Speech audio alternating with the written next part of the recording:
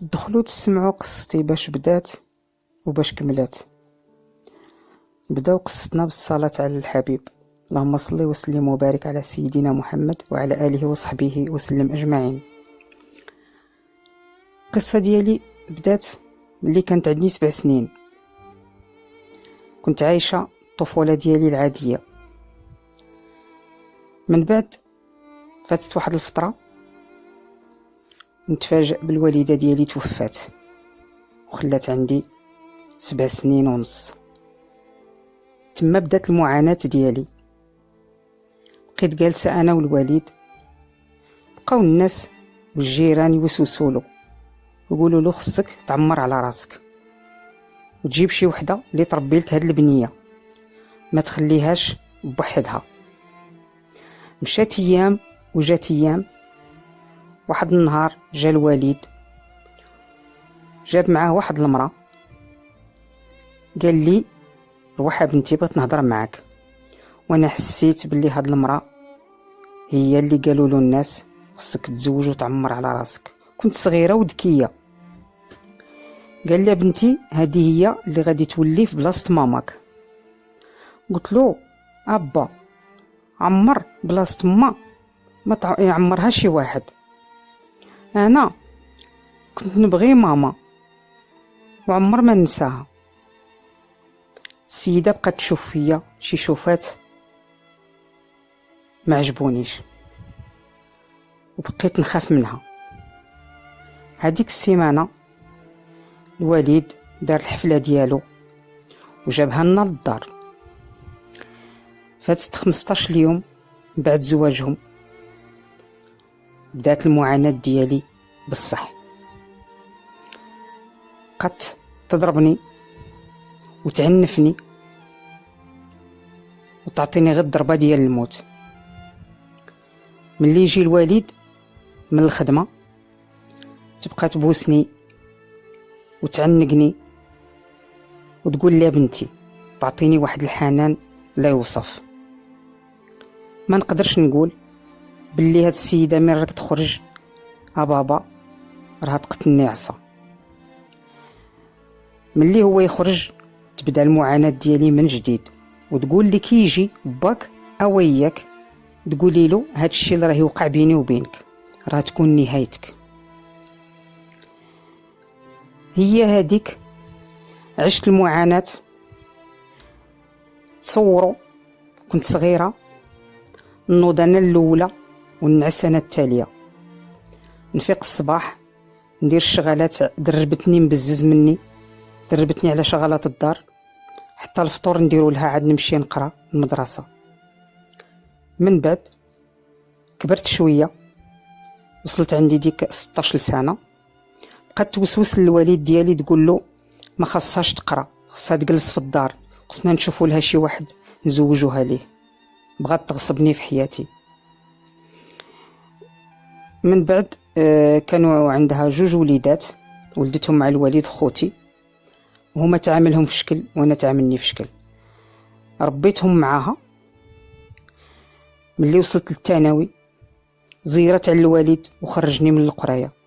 كان الملاذ ديالي الوحيد انني نقرا، نمشي للبيت ديالي ونشد الدروس ديالي. كنت متفوقه. قلعت لي حتى الامل اللي كان عندي في الحياه وكنت عايشه على مسبته.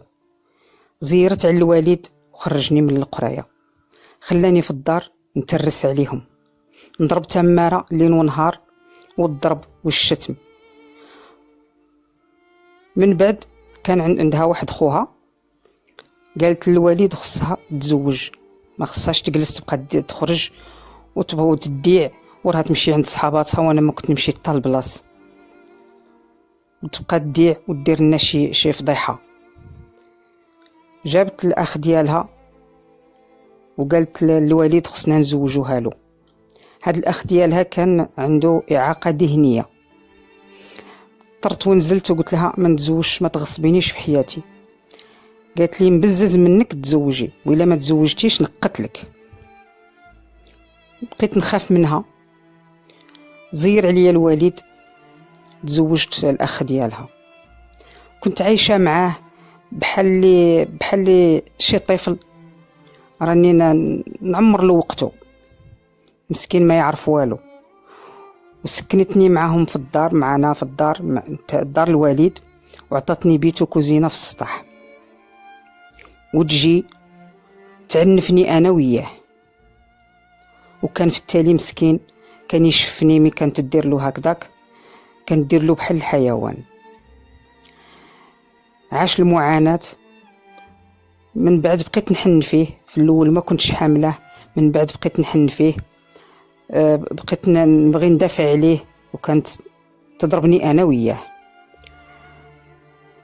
جات واحد الوقيته مرض وتوفى. ملي توفى نكتشف من بعد ان هذاك خوها كان وارث واحد الورث من الوالدين ديالو، هي ما عطاوها النصيب ديالها كلاتو، وهو الورث ديالو استولات عليه، ما ديت منه انا حتى درهم.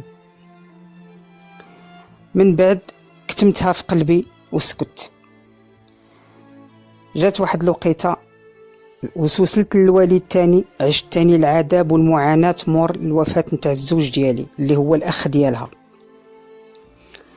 قالت له ضروري نقلبوا لها شي واحد تتزوج. جا واحد السيد، هي قلبت عليه وجابته لي.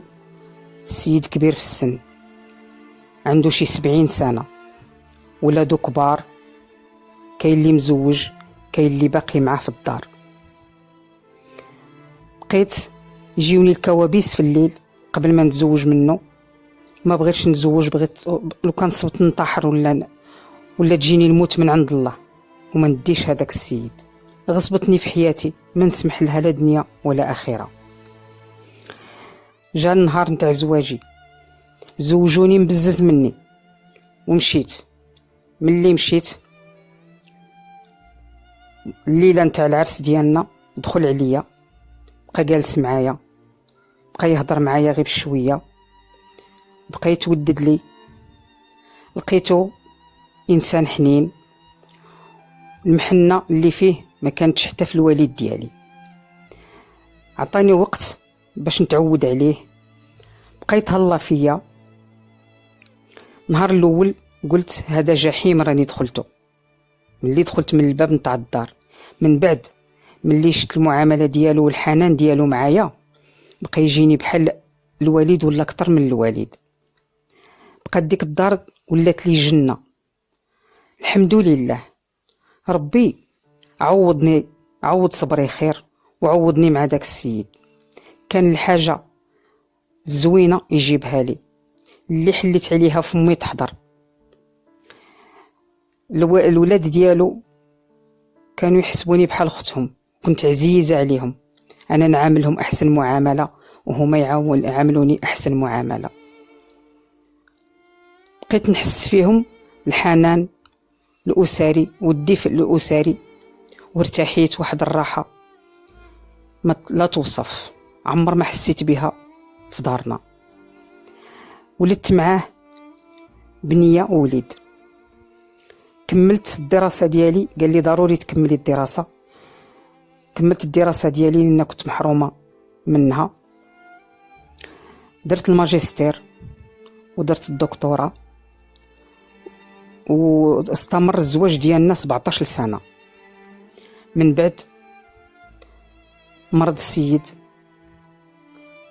كنت نخاف عليه حتى من الهوى.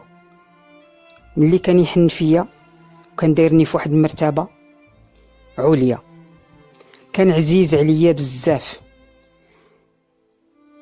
ملي مرض بقاو يجيوني الكوابيس في الليل، وبقيت نخاف نقول غادي يموت ونولي المعاناة ديالي. ما نسيتش الشيء اللي فات عليا في دار الوالد ديالي مع زوجة الوالد.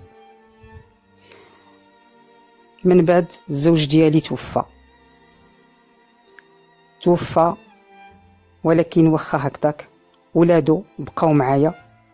كان ديما من كان حي كان يقويني ويعطيني القوه، ويقول لي عمرك ما تضعفي، انتي مرا ضروري خصك دائما تكوني قويه. عطاني واحد القوه، عشت مرتاحه موراه، واخا هو مات وتمنيت انه يجلس معايا ويكمل معايا، ولكن امر الله هو هذاك. ربيت وليداتي، درت المشروع ديالي، المشروع ديالي نجح الحمد لله ولله الحمد. ولاد الزوج ديالي مهليين فيا، كل واحد مشى دار الاسره ديالو، اللي كانوا مزوجين كانوا مزوجين، واللي ما كانوش مزوجين داروني في بلاصه الوالده ديالهم، في اختهم، كلشي كانوا يحسبوه فيا، يحسبوني الوالده، يحسبوني الاخت، يحسبوني الصديقه ديالهم، زوجتهم، دايريني في واحد المرتبه لا توصف. كاع اللي فات عليا عذاب ولا لي راحه مع داك السيد ووليداتو، الحمد لله. ربي خلف عليا، وكاع الشيء اللي فات عليا عذاب مع زوجة الاب ديالي ولا لي راحه. من بعد الوالد ديالي توفى، هي قاسها واحد الفقر وشدها المرض الخبيث، وعانت معاناة كبيرة، ومع ذلك معنا قلبي طيب، بقيت نعاونها، وقفت معاها وبقيت نداويها، ولكن في الداخل ديالي عمر ما سمحت لها وعمر ما نسمح لها حتى نتلاقى انا وياها امام القاضي الكبير الله سبحانه وتعالى.